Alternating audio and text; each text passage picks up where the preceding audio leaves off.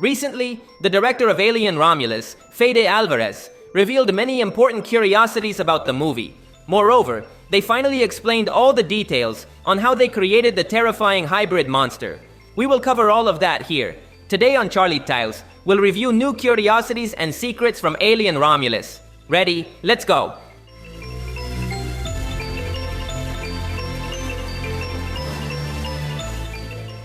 How did they create the monstrous hybrid alien? Well, believe it or not, this isn't CGI. The monster is portrayed by a real person. He is Robert Bobrovsky, a former Romanian NBA player. He's not an actor but was chosen due to his impressive height of 7 feet 7 inches. The makeup team did an amazing job creating realistic prosthetics to give him the appearance of a monster. This trivia reminds us of the legendary Alien film from 1979. Back then, Ridley Scott also wanted a real person inside a xenomorph suit, so he chose Balaji Badejo, a young Nigerian who was not an actor but had an impressive height of 6 feet 7 inches and very long legs. His size was perfect for portraying the first xenomorph in history. History repeats itself. In the scene where we first meet the group of protagonists, we can see a football team pennant next to a computer. This pennant is from Club Atlético Peñarol of Uruguay. Let's remember that the director of the film, Fede Alvarez, is from Uruguay and is a huge fan of this team. In fact, it's a tradition of his to include the Peñarol pennant in all his movies. For example, we can see it in Evil Dead from 2013. The movie introduces us to Kay, a young woman who is pregnant, but we're never told who the father is. Now we have an answer. The director of the film, Fede Alvarez, clarified this in a Reddit post. According to him, the baby's father is Bjorn, Kay's cousin. In fact, we can see in the movie that before Bjorn's death, the two characters share a somewhat affectionate moment. It's unclear what the intention behind this decision was, but it's certainly curious. As an extra tidbit about the previous curiosity, director Fede Alvarez was expelled from Reddit after revealing Kay's secret. According to the platform, his crime was pretending to be himself. In other words, no one believed that the real Fede Alvarez was the one commenting on Reddit, and they treated him as an imposter. This is a funny misunderstanding, and I'm not making it up. Fede Alvarez himself wrote a post on his X, formerly Twitter, account laughing about the situation. After this post, Reddit moderators reinstated him, and they said he had a friendly conversation with them. In this scene, if we look at the table, we'll see a mate. This is a traditional Uruguayan container used for drinking a beverage made from yerba mate. This mate wasn't intentionally placed in the scene. According to director Fede Alvarez, it was left there by accident during filming. Let's remember that Alvarez is Uruguayan, and several members of his crew are as well, so it's not surprising that someone was drinking mate during filming. When the protagonists are quietly exploring a room full of facehuggers, they are suddenly surprised by a corpse. But this isn't just anyone's face, it's the director of the film, Fede Alvarez, who made a small cameo in his own movie. In fact, here's a photo Alvarez took with the dummy they used for his corpse.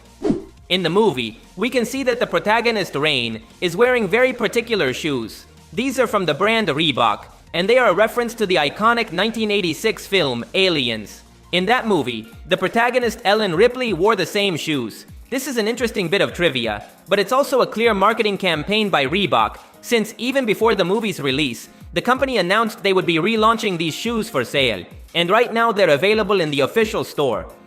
In the middle of the movie, the protagonists enter a room full of facehuggers. These creatures are blind, so the characters can avoid them by moving in total silence without making any noise. This silent scene is a reference to the 2016 movie Don't Breathe. That film was also directed by Fede Alvarez and told the story of a group of teenagers trying to rob a blind man, and to hide from him, they had to move without making any noise. Something similar happens in the scene with the facehuggers. The character Bjorn wears a rather particular red bandana on his head. This is a clear reference to Jeanette Vasquez, one of the most recognized characters in the Alien franchise. She appeared in Aliens in 1986, and her distinctive outfit has been referenced in many films since then. In the movie, we have a scene where Tyler and Rain receive pulse rifles. Then we see Tyler teaching Rain how to shoot it. The scene shows a certain romantic tension between them. This is a reference to the 1986 film Aliens, which also featured similar pulse rifles. And in that movie, there's a scene where Corporal Dwayne Hicks teaches Ellen Ripley how to shoot with some physical contact. The similarities are obvious. The movie begins with a ship from the Weyland-Yutani Corporation retrieving a xenomorph from outer space. But this isn't just any xenomorph. It's Big Chap, the same xenomorph Ripley fought in the 1979 film. In that story, Ripley defeated the monster by shooting a harpoon at it and sending it into space.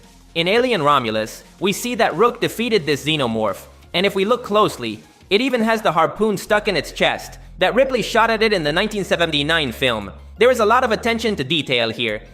The movie introduces us to Rook, an android who is identical in appearance to Ash, the iconic synthetic from the 1979 movie. Bringing actor Ian Holm back was a challenge for the production since the actor passed away in 2020. According to Fede Alvarez, he personally contacted Holm's widow to ask for permission, and she agreed. According to her, Hollywood had treated Ian with indifference in the last years of his life. He would have loved to be in more roles after The Lord of the Rings, but he wasn't given the opportunity. So she gladly agreed for Fede Alvarez to bring him back for Romulus. At the end of the movie, Kay gives birth to a hybrid monster, half human and half xenomorph.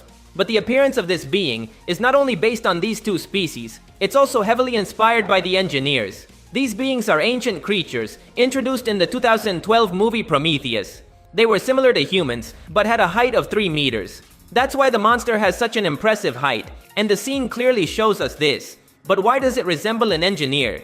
According to Fede Alvarez, Kay ingested the black liquid, which is the root of all life in the universe. Clearly, the engineers also emerged from this root of life. So for him, it made perfect sense that the hybrid had this appearance. The black liquid connects the DNA of the engineers with that of humans and xenomorphs.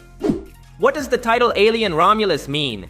According to the film's director, Fede Alvarez, it's based on the myth of Romulus and Remus, which tells the story of how two twin brothers wanted to found Rome but couldn't agree on where to do it, so they founded 2 cities. Unfortunately, the disagreements led Romulus to kill his brother, and thus, only one Rome remained.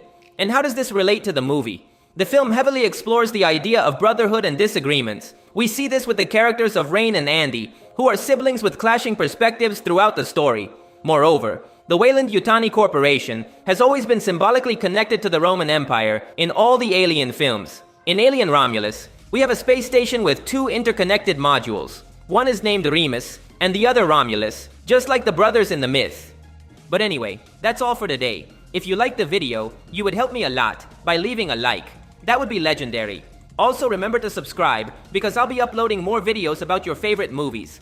Thanks for listening. My name is Charlie, and I'll see you in the future.